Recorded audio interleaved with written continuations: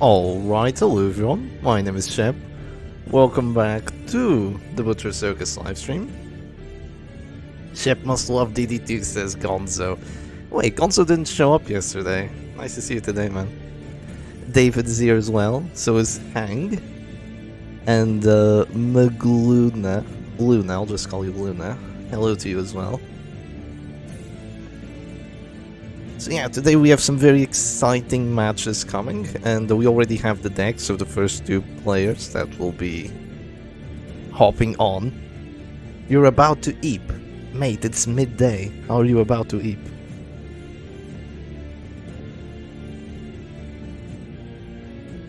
What was bro doing? Oh, nice to see you, Craig.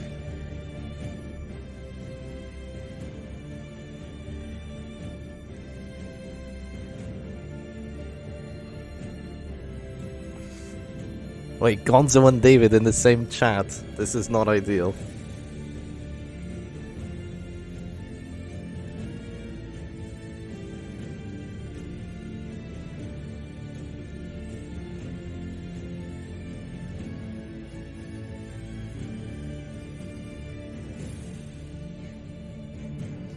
Good morning to you as well, Darkness. And I hope you have good luck for your first matches. Trust, it will get along. Surely.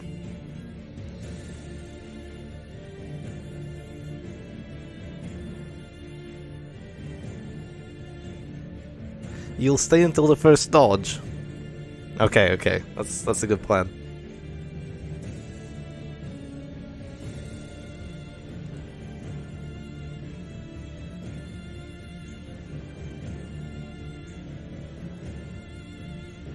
How it all came crashing down, David. How it all came crashing down. So it looks like Darkness is going to stream, so we're just waiting for his stream. And it seems that both of them are ready. So let's have a quick look at the teams before we actually get into the stream.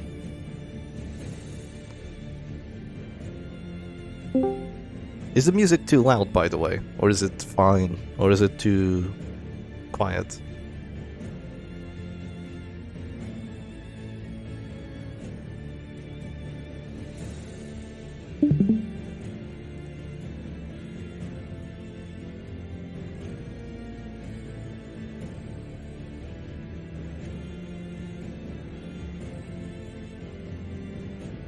Muting stream, alright.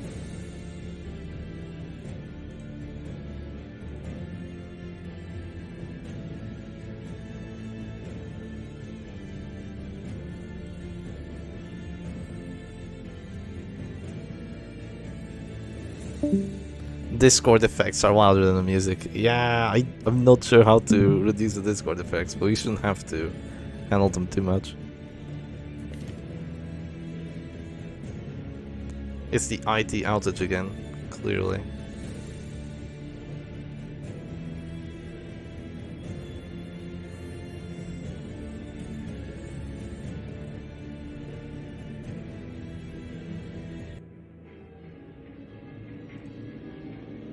Alright, so in terms of the decks that the players have, Darkness is... Actually, before we do that, let's look at the brackets real quick. Just as the players are getting ready.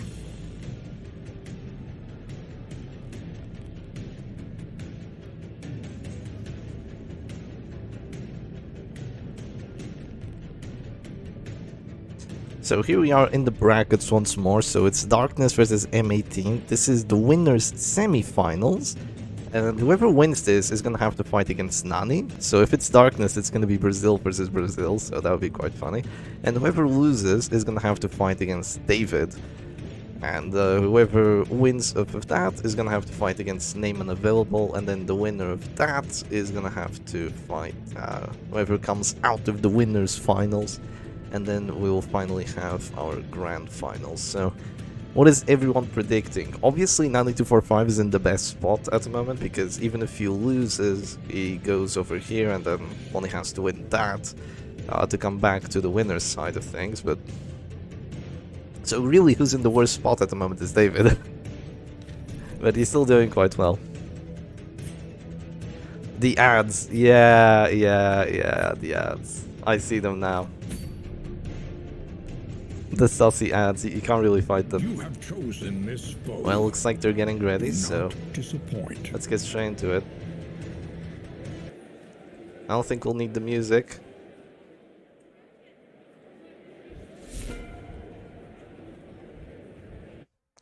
And here we go, it's WD versus Salak Prot. I didn't actually manage to ad block now. We don't roll with ad blocks.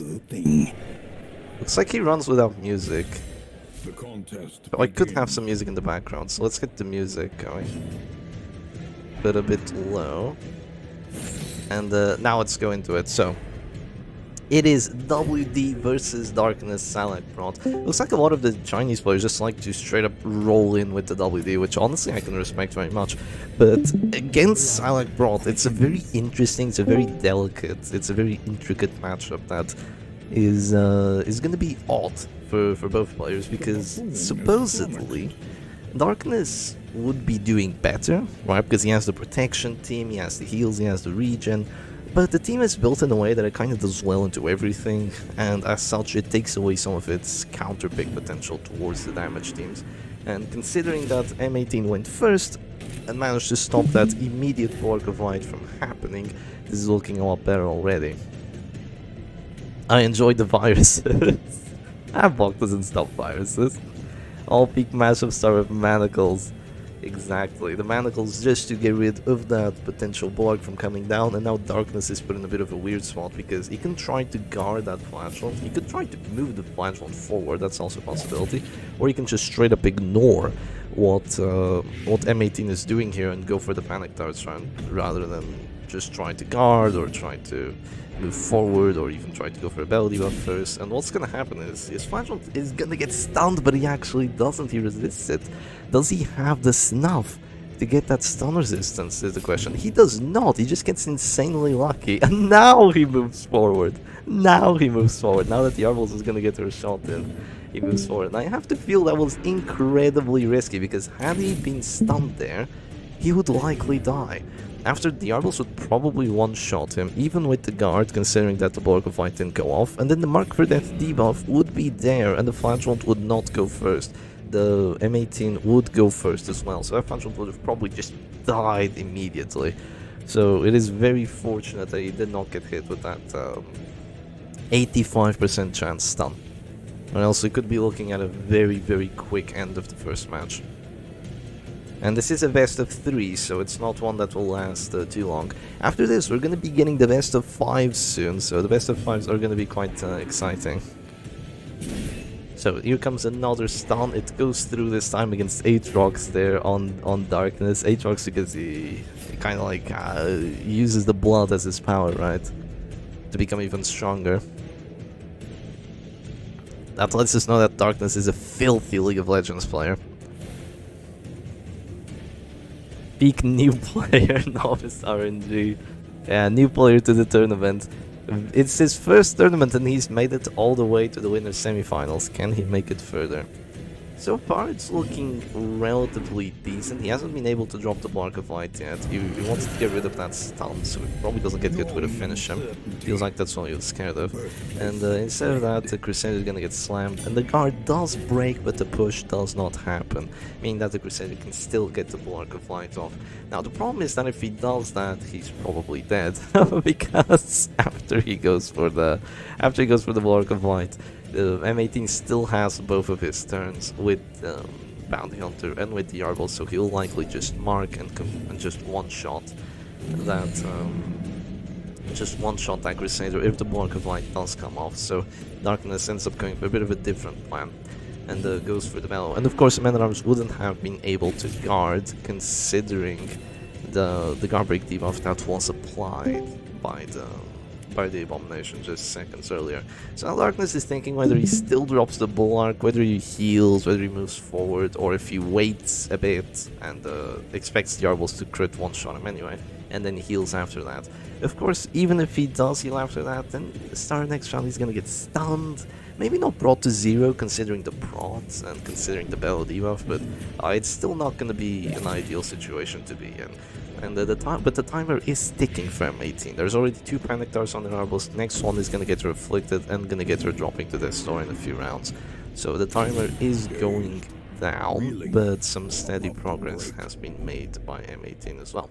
So if the Crusader goes down here, all that will be left to deal with WD will be the Flagellant and of course Men at Arms and Grave Robber, which is kind of what you want, but you prefer to keep the Crusader alive. You'd prefer to keep the Crusader alive rather than the Flagellant. It's better when the Flagellant dies in a situation like this, because the Crusader will have the Zealous for the end of the match, he'll always have his heal, and he's very difficult to kill at the end when he has all that protection. And the Arbos is basically not a factor anymore. But, you know, if the Crusader goes down, then it is what it is, right? 60% on the flag time, not on the cruise. I think he went for the Crusader just to apply that guard break debuff and also to push him to the back to prevent the block of voice from ever happening. And it's definitely a fair play considering he was the one in position too. And of course killing the Crusader would feel a bit better here. How the Aatrox go up in the Aatrox, the Flagellant go up in HP, did he heal? Did he have that much HP before? Ah no, the Crusader healed and that happened. So yeah, sadly the Stunning Blow, well sadly for M18, the Stunning Blow did not actually do, what do you call it, 6 points of damage and only did 5, meaning that the Crusader will be able to be targeted with a regen and then potentially saved by it. However, there's a bit of a problem here. That Abomination, despite not having move chance trinkets, he has double stun, so no move chance. Despite not having that, this time he gets the push, and Darkness wanted this push because now that Bounty Hunter is gonna have to get a kill here, and he has 2 chances of getting the kill, but he's not too likely to get it because he has to go for it with the Come Hither. The Caltrops will very likely do 0 damage, so he has to go for it with the Come Hither, and he might do 0 damage as well, and even if he doesn't, it's a 50-50, but thankfully for him, not only does he not do 0 damage, not only does he get a sword check, not only does he get the kill, he also doesn't get the pull, meaning that the Grave Robber can now be targeted by Manacle, so that's really the best possible outcome. But at the end of the day, it's still kind of a trade of characters. That Arbos is like 2 Panic Darts away from dying, but depending on that affliction, depending on what it does, it is kind of a trade of characters here, so it's not the worst thing that could have happened, but no Block of Light being dropped means that this is going to be more difficult for Darkness than he'd want it to be, right? So the Flagellant is dropping to 14 HP, so he has his heals available already, but the question is, will he be able to use them? Because a slam into a sniper shot into a finish him would be a guaranteed kill here. The problem is that there's spell debuffs, there's the protection, there's the move resistance, and there's the Arbos being afflicted. So will M18 go for it is the question, or is he just gonna go crazy with a rage and pray that it does enough anyway? Well, he goes crazy with a slam, and it does enough, so you will very gladly, I imagine, just take that for himself, very gladly bring that Flagellant down to 0, and this might just be the worst possible scenario for Darkness, because now he's gonna be down 2 characters on an almost guaranteed chance, and he still has to deal with the Crusader potentially going virtuous, still has to deal with that Abomination, still having the slam, still has to deal with the Arbos being alive, because at this point, being down 2 characters, you'd want at least one of the enemy characters being dead, and a lot of stress being caused to the others, and that just doesn't exist at this point. If there's a crit Panic Darts, then it would help out a fair bit, but decides to go for the Abomination instead and kind of just pray that potentially the Arbos gets a pass and the next Panic Darts kills, and that is exactly what happens. The Arbos passes, so the next Panic Darts will be dropped onto her, and is it a kill? It's a 25, it rolls in with a crit, but it is no kill, she actually stays alive. If the Panic Darts had been dropped on the Arbos the previous turn, she would be dead now, but she act out goes for the flare. That does clear the bellow, but that also means that she's probably dead at this point. But this Man at Arms is going to be very difficult to kill. The Abomination is going afflicted, meaning that he will de-transform on his own, meaning that he won't be able to slam. So keeping the guard up would be a good idea at this point in time. And but if he does, especially considering the potential 80 prot on that Man at Arms, if he drops the guard once more, but Seems he's thinking of going for a bell instead. And, but no, he ends up going for the guard here. The Abomination is going to put it anyway. Now he won't have really a way of dealing with this card unless he just gets the 50-50 stun, which he might. He might get the 50-50 stun. We all know there's no justice in this world, and even though Darkness has brought the numbing instance and has everything else ready, it's probably not gonna save him. But yeah, there's two very decent stun chances for M18 here. I feel like he should have gone for the stun on to the Man-at-Arms with the Crusader first, because it was a better chance of getting it. Perhaps it was somewhat of a misplay. Perhaps he considered that the Abomination would not have been de-transformed, but at the same time he was perhaps trying to save his Arballs by going for the heal here, which is a fair move after all. And considering that it rolled for 6, there is now a very decent chance that the Grave Robber doesn't get the kill with the Panic Darts. That decent chance is pretty much confirmed actually. She will not get the kill with the Panic Darts. She resists the bleed! The Grave Robber resists the bleed because of the guard, which is absolutely insane. That's such a shenanigan could ever happen. She actually resists the bleed because of the bleed resistance from the guard. This is actually not looking too good for M18 anymore. If he fails just a few stuns, this is really not looking too good. Yeah, with the 75% bleed resistance, she actually managed to resist the counter's bleed, meaning that there won't be any ticking down happening at this point, which is really not ideal for M18. He wanted to have that timer there so he can keep healing, so he can keep dropping a few stuns and kind of just guarantee a win at the end of the match like this, but now he's gonna have to deal with his opponent's shenanigans, and the Grave Robber just staying alive a lot longer than you'd expect her to, right? So she won't have to drop the Toxin Trickery to deal with the counters, meaning that she can just be aggressive. And oh, the Arbalist passes on her turn. Kind of unnecessary to go for that Panic Dart there, since she was dropping anyway. It just caused a heart attack. She would have healed herself and just possibly stayed alive anyway. But the pass here really does help out. Oh, but that's probably going to be a bile. That's probably going to be a bile. No, it's going to be just a transform slam. Onto the Men-at-Arms actually. So M18 going for a bit of a different option here. And honestly, it's a very fair option because now the Grave Robber can't drop the Panic Dart. She has to go for a Shadow Fade rather than that move, meaning that even though the Shadow Fade is good, she needed to drop the Panic Darts now to kill that Arbalist, meaning that the Arbalist is possibly going to be able to survive and just keep herself alive and buy M18 more time to go on the offense. Just crit. Rake value! Rake value would have been good. Darkness has 0 stuns, M18 has 2 stuns. Not exactly a fair trade of characters. The more stuns you bring, the better your win chance. We all know it works like that, right? We all know it works like that. How is the live stream anyway? Is it laggy? Is the sound okay? Am I too loud? I mean, I'm always yapping, but I don't know if I'm too loud or not.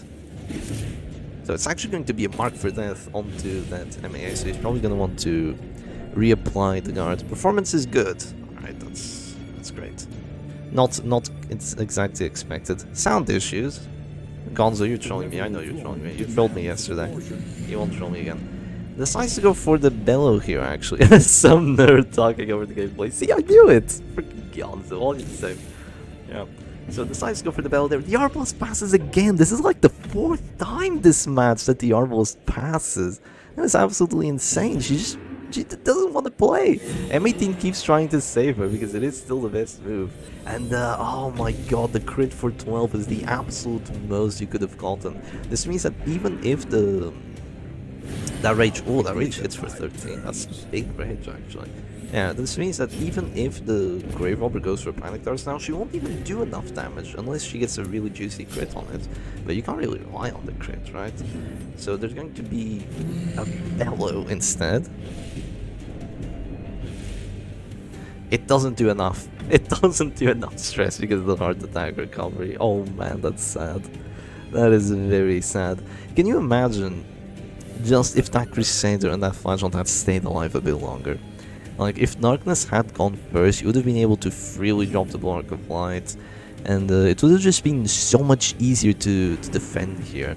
having that opportunity to drop it, but instead he's just been perpetually stuck in this position where he was trying to save his front two characters, failed miserably, because WD is just that hard to stop.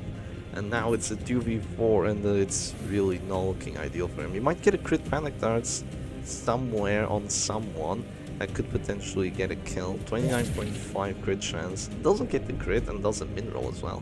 So really quite a sad panic darts being dropped on there. But the Abomination will be having a heart attack soon. Of course, after that he'll go for his own self-heal, and it is now a 1v4 from this Grave Robber. So literally me, Fem, has to beat the Crusader, the Abomination, Bounty Hunter, and the Arbalist all on her own, while they still have a ton of healing. Now, the Abomination actually passes here, meaning that if no one heals him, he's dead, because he doesn't have a heart attack. When he passes his turn, either through a stun or through just an affliction pass, that means that he doesn't take the extra 12 stress from being in transformation mode. So he's actually perfectly chilling at this point. The Arbalist is beyond dead, unless the Crusader heals her. So Darkness, I mean, can he still win is the question. Can he still win? The thing is that he might just cause the Abomination and the Arbalist to die here if the afflictions turn out well for him, right? Like either a heal refusal and another heal refusal, and then could he be able to beat the Crusader and the Bounty Hunter in the 1v2 after the corpse is gone? Because that's really the most important part. After the corpse is gone, it will go away soon. There's going to be an absolution, and yeah, that's 150 stress and the heart attack recovery. So this Abomination is going to be incredibly difficult to deal with now. There's going to be Rally to the Flame, yet another crit saving the Arbalist, and it's still a 1v4. No characters will be dropped just yet, and it just feels like M18 was capable of stabilizing. There will be a flare as well, which also hits the Grave Robber, getting rid of her buff, and after this it's just going to be a mark for death and possibly a shot even to be happening very soon. And it just feels like Darkness is holding on to to dear life here, but that is just insufficient because the characters just aren't dying. And this happens a bit with the stress teams. You're fighting against these damage teams, and you're trying to beat them, you're doing everything to try to beat them, but even though you've done a bunch of stress, and even though you've done so much, after your oomph goes away, your oomph from the transformations, your oomph from having the 4 characters alive, after that is gone, you're gonna be able to stabilize with the heals if the afflictions don't go your way. So yeah, that is going to be match 1 for M18. So let me write that down. It still says starting soon. Why did no one tell me it still said starting soon? Oh god. So yeah, it is 1 win for M18. And that means that WD is gone for him as well, as is Salak Prot for Darkness. Yeah, big GG's to both players. Now let's see if Darkness can bring this one back, right?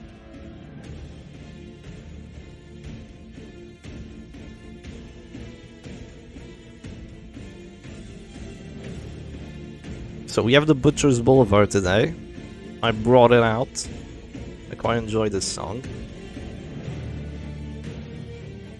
Bold of you, bold of you to assume we are literate. That's so based. I'm only literate when it comes to Arbalist crits.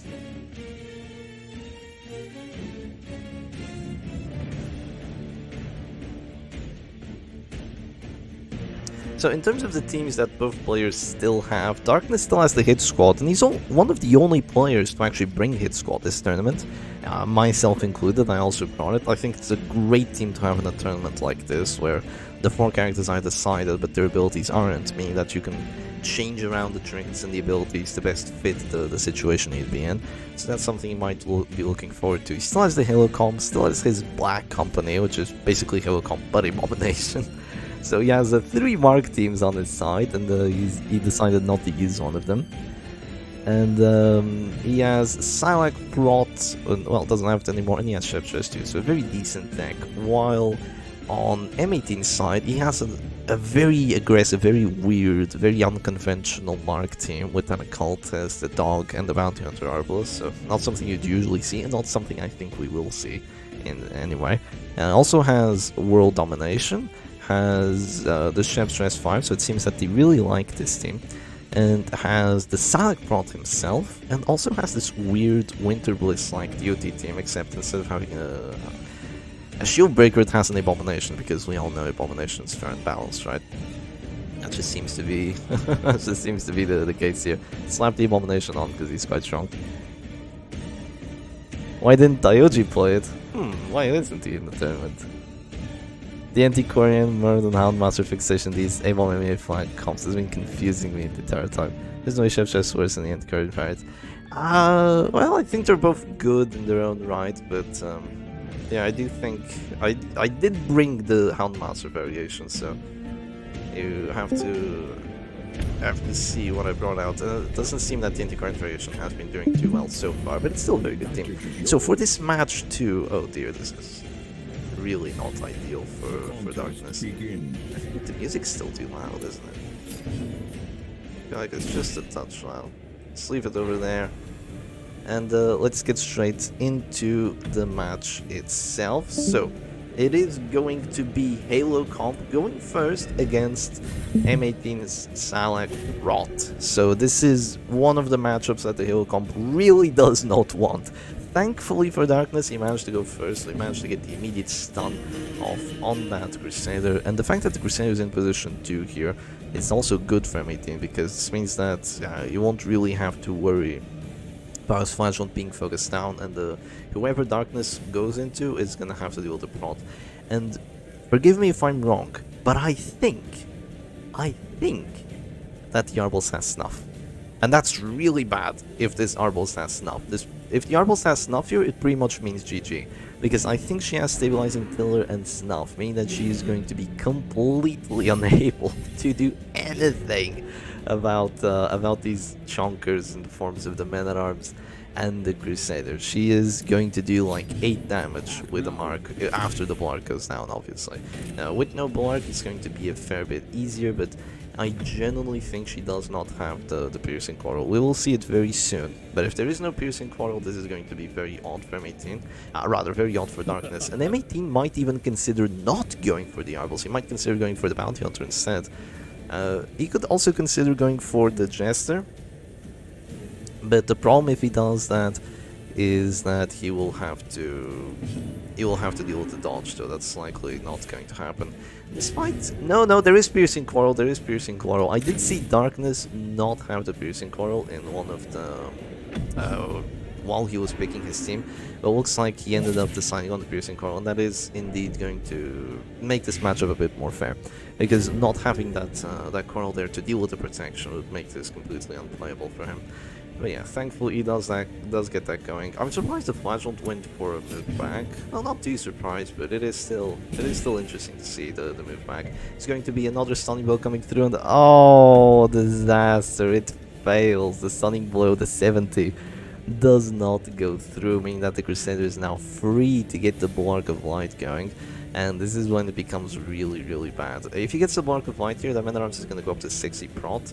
He's free to guard again to go up to 80 if he really wants to. And yeah, the Blark is being dropped, the Flashlight up to 30. Even the Grave Robber has prot now. And the Flashlight is free to drop her Reclaim as well. It means that Darkness is going to have to change focus once more. He's going to go for a pull onto this Men-at-Arms, meaning that he now has 2 targets. And he can pick and choose whoever he wants to shoot, right? So I'd say he'd prefer shooting the Crusader, because the mark on him is going to last for a lot longer. There's still 3 turns of it, plus the Mark for Death debuff. But it kind of depends on who the Flashlight drops your Reclaim on, because if the Flashlight immediately reclaims the Men-at-Arms, then you probably shoot the Crusader. If the Flashlight immediately reclaims the Crusader, then you probably shoot the Men-at-Arms, right? But now they're both at 80 prot, so pick your poison. The Bounty Hunter turn was used, so the Grave Robber is just free to exist. And even if it wasn't used, the Grave Robber would still be free-ish to exist, because she would just Shadow Fade if you go for a pull. If you hit the pull. With the Battle Ballad, very, very likely that the pull would happen, but yeah. Stun should be guaranteed to stun. So true, go off, King. Maybe reduce their damage a bit, but make them like 200% stun chance. Dark Assumption characters, when you ask them why they don't just stand in a row instead of calling. Imagine if they all just stood behind each other rather than like this, and they all just stood in position one. The Arbus is like, where are my targets? Oh, that would be good. Wow, the Flagel just decides to reclaim the Grave Robber. Just he's that confident in his Crusader and his men-at-arms, just chilling that that he reclaims the Grave Robber. It honestly looks like it's the better move, because yeah, with 80 prots, oh, just the crit for 12. That Arbel's turn was meaningless, just meaningless. Goes for the panic darts on her. That's 2 panic darts being dropped, and now, I mean, Darkness needs to get something done. He has the finale, right? He has the finale available, so he can still shoot and then get the finale off on the Grave Robber. And if he does that, he might still win. Of course, he's gonna be finale'd. The Jester is gonna have the debuffs, and he's not gonna have that available to him. But it is, if he drops the kill with and gets the finale for the kill, then he might be fine. Might, emphasis on might. But if he doesn't, then yeah, it's really not the spot you want to be in. There's 3 marks on M18's team. Darkness, make up your mind. Make up your mind, I say. Of course, he's just trying to find a way through, and M18 is constantly shutting it down, so he has to go for a different marking action. Now, just to hit someone else, but the Grave Robber here is just Shadow Fates, and she's safe in the back. Darkness could go for the Flare here, but it doesn't feel like too much of an efficient use of turns. Of course, if the Grave Robber didn't use Shadow Fate, the play there would definitely be to go for a stun, considering there's the Battle Battle, but she did. Goes for a stun onto the Men-at-Arms instead, gets the 50-50 through, meaning that the Crusader might now be thinking of moving forward.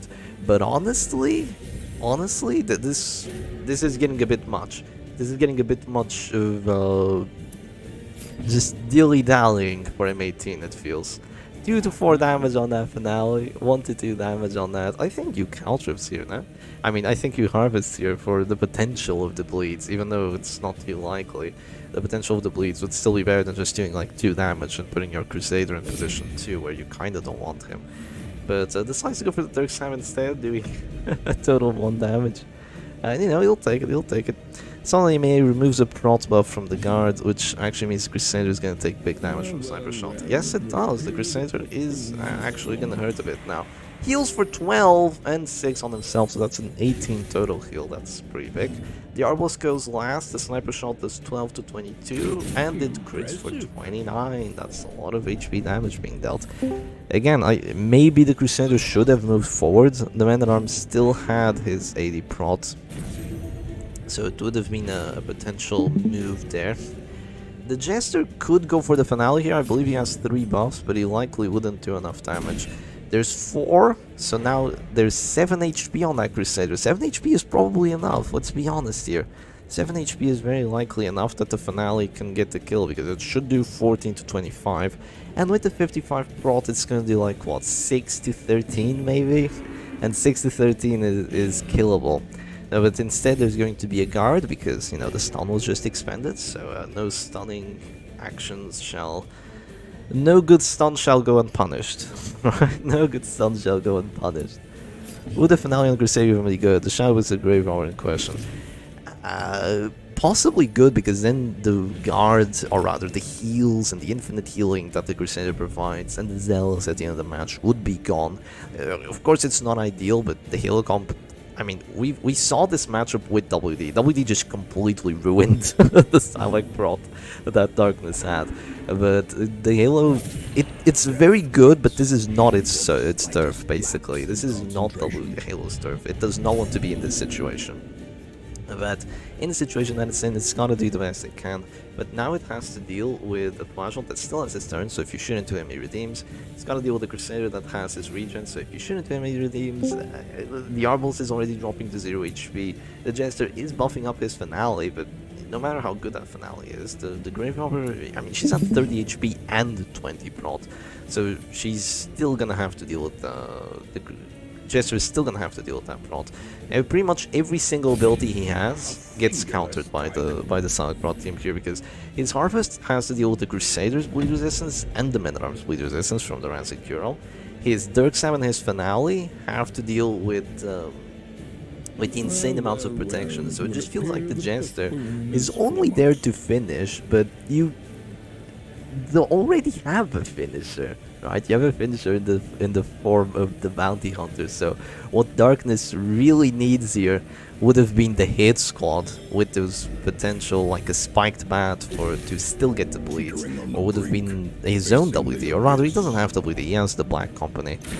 So you know, would have been something else to push through the side fraud. Of course he wouldn't know which team he was going to go up against in the first place, but oh, that doesn't look good. The sniper shot gets a crit against that Grave Robber. There might be a finale going on against her. There might very well be a finale there. Very, very likely that it gets the kill, and the Flagellant ends up just moving forward to position 1, and that finale should be a kill on the Grave Robber. Yes, it's a guaranteed kill, gets the crit on it too, does a bit of stress healing on the Crusader, so now it's actually doing good. Only one character actually doing stress is the Grave Robber. Well, for now, it's the only character. It might change very soon.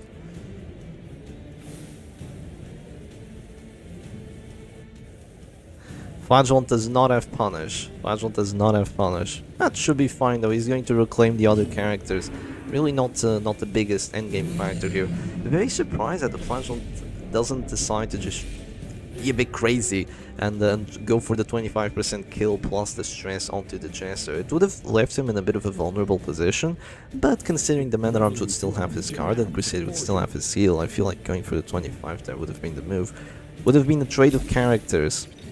But it is not this way, so the Arbus is just going to heal herself, and now she's free to just exist, basically. Of course, every round, for a few rounds, she's going to be dropping to this door and having to continuously heal herself. But she is alive, and that is what matters for Darkness here. He wants to look for that second kill, which is going to be way easier said than done, but really no one on his team has taken a lot of pressure apart from the M16 that he has with that Arbalista. The M16 with her ACOG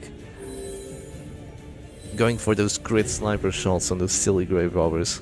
Uppercut value here would go crazy. It would go a bit crazy. Now just pushing that Flagellant back over and over again. He would just drop reclaims, obviously, and the Men-at-Arms would have to keep the Crusader guarded so he wouldn't get punched as well, but looks like it's well, it's perfectly fine for M18 as of this point. He might be going for a Caltrops here, but if he does that, he's not going to get the bleed on the Crusader, and he might not get the bleed on the Man-at-Arms either, so it doesn't really feel worthwhile. And the Caltrops, he goes for it anyway, and he fails both bleeds! Oh god! 150% bleed chance, it just doesn't cut it. You need 200. You need 200 bleed chance on it. Yeah, you do need a 200 chance. So now he's gonna have to deal with M18's healing, but the question is, can M18 actually... Well, funny because it's M16 on the Arbalist fighting against M18, so it's a bit of an interesting dichotomy here, but can he actually kill characters? Can he get more afflictions through? Because with Silek Prot, the one thing you want to do is keep the Grave Robber alive, because the Grave Robber is the one that does stress, right? If she dies to a finale, then you know it was to a finale, so it shouldn't be the end of the world, but if you keep her alive, and all the other bozos do everything to keep her alive, then you're fine. But you lost the one bozo you don't really want to lose. It kind of goes like this on the hierarchy. You want to lose the Flagellant first, then you want to lose the Man-at-Arms, then you want to lose the Crusader, and only then do you want to lose the Grave Robber. Or, you know, the Crusader and the Grave Robber are kind of interchangeable, because at that point, in like a 2v4, the Crusader might be better with his Elses than the Grave Robber is with her pick at the end of the match, but usually keeping the Grave Robber alive is the move, because now no one is here to actually kill that Arbalist and to actually equalize the character situation. The reveling throng. Crusader and MAA got Hobbit feet. They do. They're just stuck there. They barely move. Decides to just heal, actually. Interestingly here, decides to heal and not even move forward to try to go for some other moves. The Arbal still has her... that is just a pass. Yeah, that is just a pass. She still had the crit buff for more damage against that mark, but she ends up completely wasting her turn, and the next turn she's going to be dropping this door again, so no damage will be going through anytime soon. ends up just Dirk Samming the Crusader, and it's gonna be so long before he actually gets another kill through. Yeah, it's going to be so incredibly long before another kill comes through. Jesse Pinkman as a name for the Jester. You know, it's not too crazy. It's not too crazy. I feel like the Jester would like some chili pea on his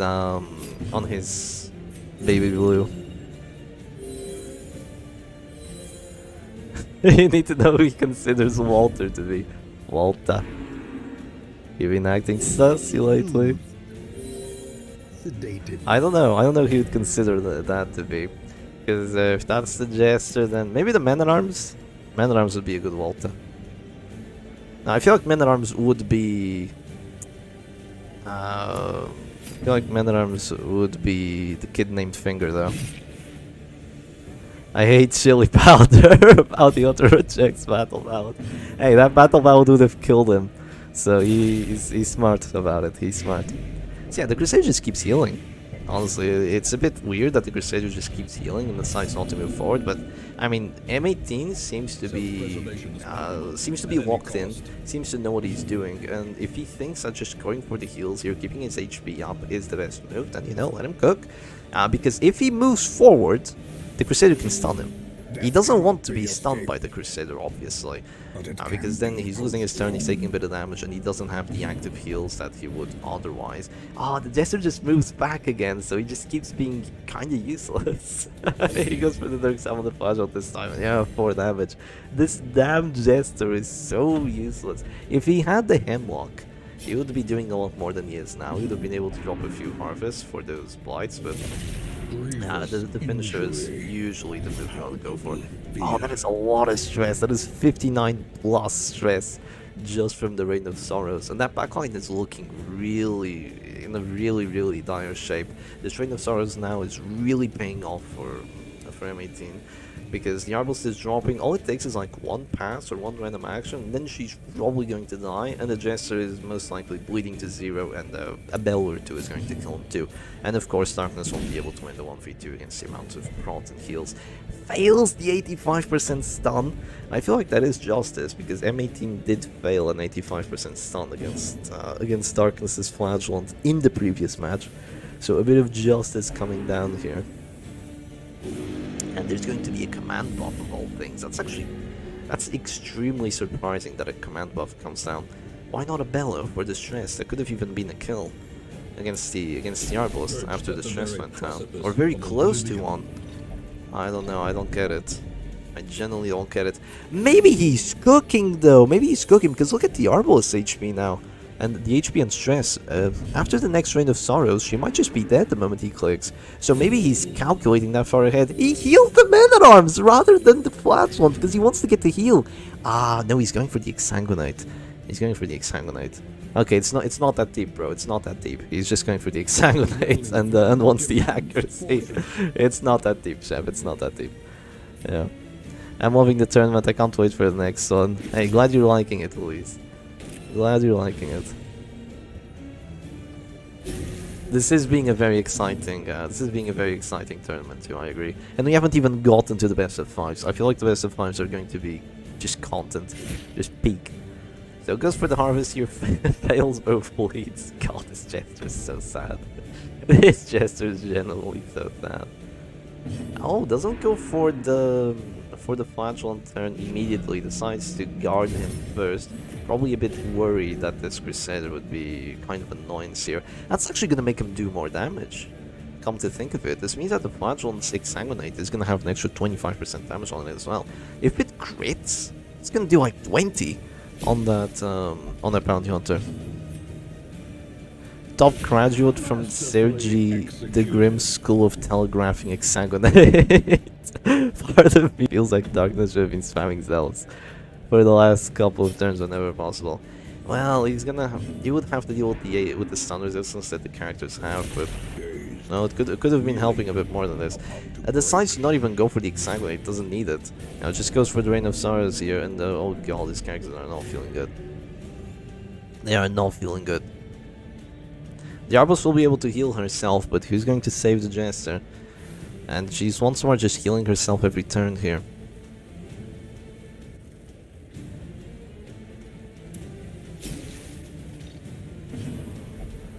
The act out for the stress makes a Jester have a heart attack. That could be a good thing, but it also means that the Bell is just an immediate kill.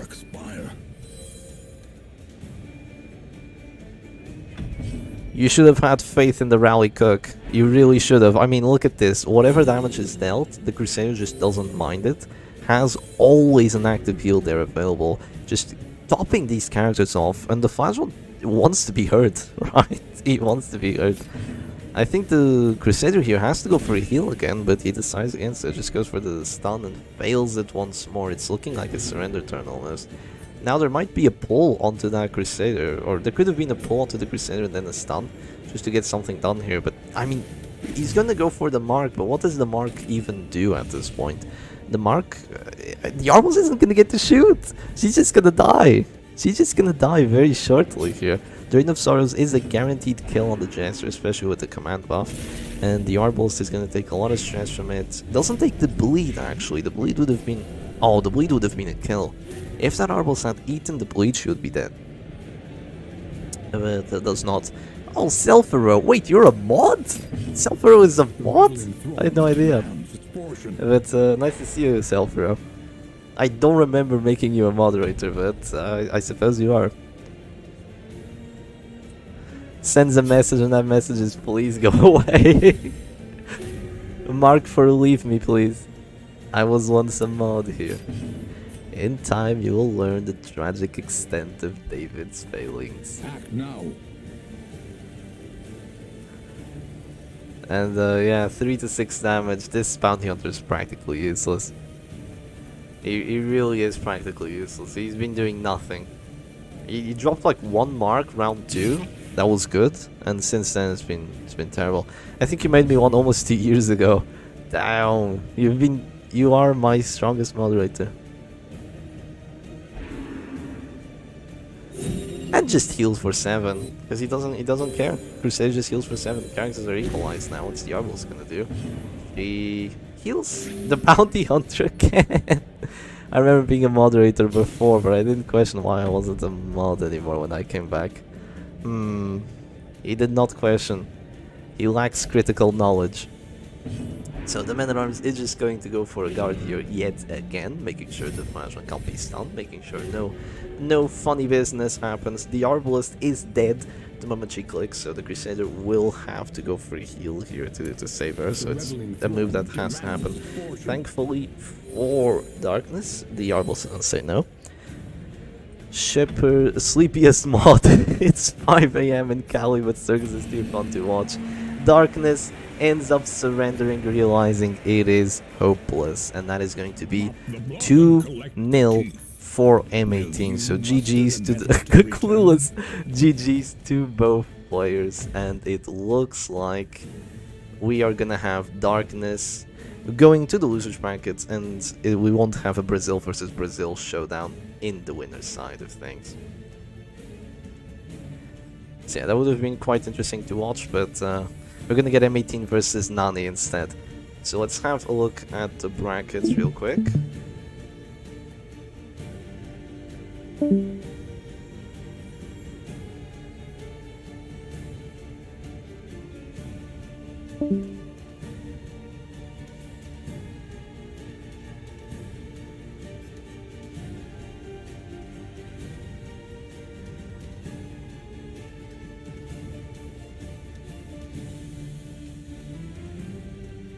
This overlay with the teams is so cool. Thank you, thank you. I do think it looks quite neat, yeah.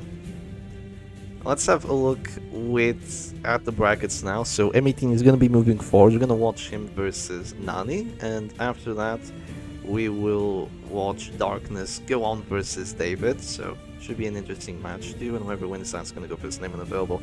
Right now it's looking like it's China versus Brazil basically, and China versus Brazil here, and then potentially China versus Brazil here on the top 4 if David goes down.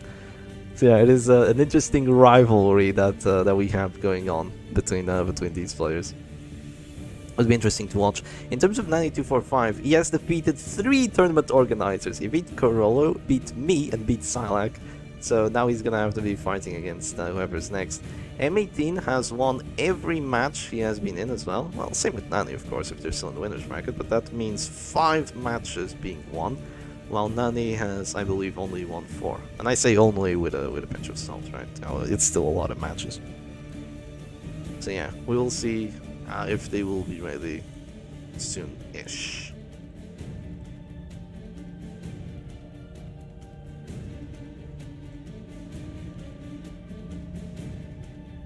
Loser will end up in Brazil. Exactly. You do not want to end up in Brazil. The sussy ads are back. We love challenges, sussy ads.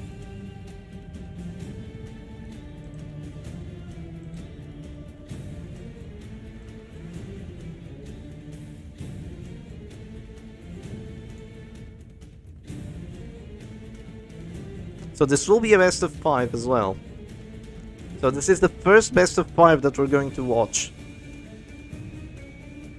Come to Brazil, they were asking.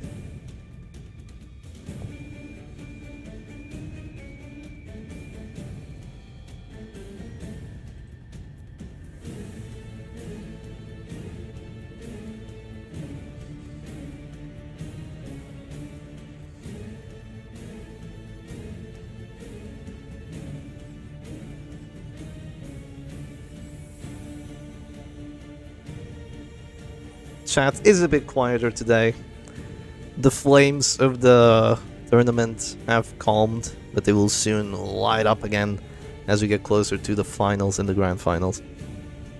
Occultist? Sadly, we haven't seen any occultists. Very sadly, only. This isn't the occultist tournament, it feels.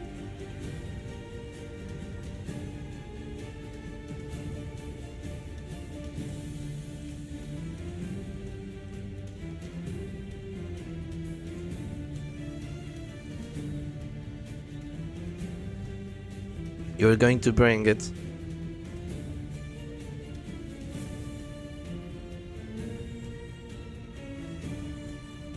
Okay, looks like they are getting ready, so let's have a quick... Well, getting ready-ish, so it might still be a while, so... We will take a short break, but before then let's have just a quick look at the teams and see how they look in terms of matchups. So, both players have WD, both players have Salak Prot, and that seems to be where the similarities end. The decks are not very equal. Yeah, the decks are not very equal whatsoever, but Oppressive Arb is not going to do well against Stress 5, I feel. That team just has the snuff on the Arbalist, and as good as the Shieldbreaker is, it's probably not enough to deal with it.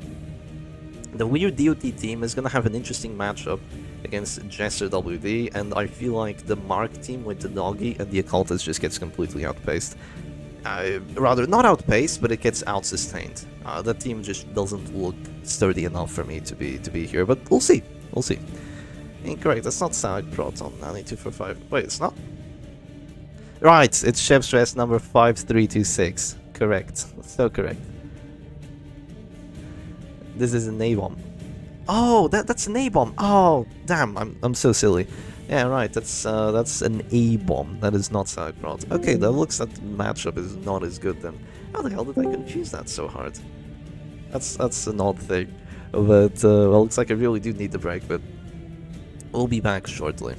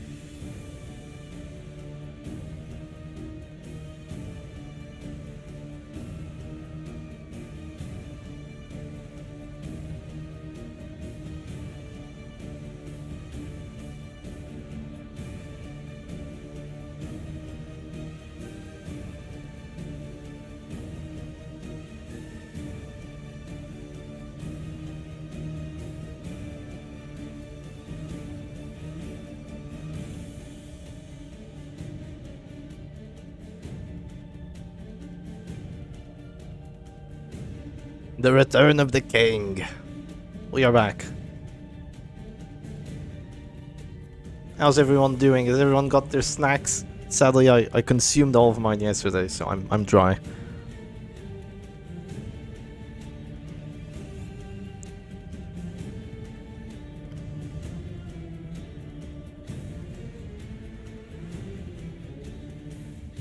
So this will be a best of 5, and what that means is that with the teams they've got, and with the way that the tournament works, meaning that you go into a match, you pick one of the teams, and your opponent picks one of the teams, regardless of win or loss, that team cannot be picked anymore.